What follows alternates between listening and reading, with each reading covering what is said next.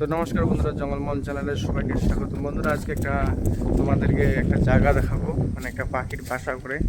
আর পাখিগুলা এই যে দেখতে পাচ্ছ, এই যে আজকে যেটা বলবো যে ঘুঘু পাখি, এই যে দেখতে পাচ্ছ ঘুঘু পাখিটা উঠছে, এই যে তো স্পিডে উড়ে যাচ্ছে। এই যে ঘুঘু পাখিটা দেখতে পাচ্ছ তোমরা সকালে এখানে এসে থামলো।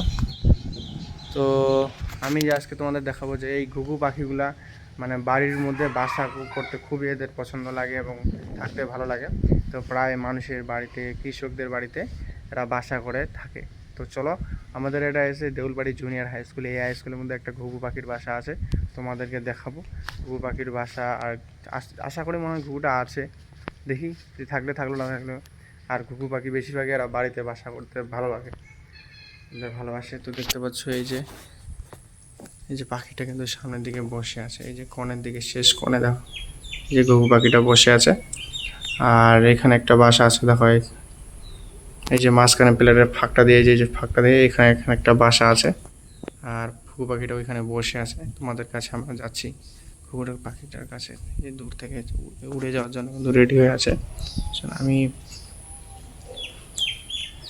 দেখতে পাচ্ছ ঘুঘু পাখিগুলা এরকম প্রতিনিয়ত মানুষের মানে বাসা করতে ভালোবাসে। এই দিয়ে চলে গেল ঘুঘু পাখিটা।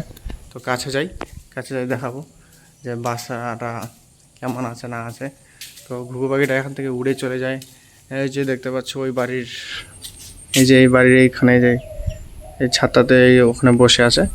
তো এখানে যে ঘুঘু পাখির বাসাটা হয়েছে সেটা আমি তোমাদের সঙ্গে দেখাবো। তো ঘুঘু পাখিটা এই জায়গায় বসেছিল, কিন্তু এখানে বাসা করছে না যায় না।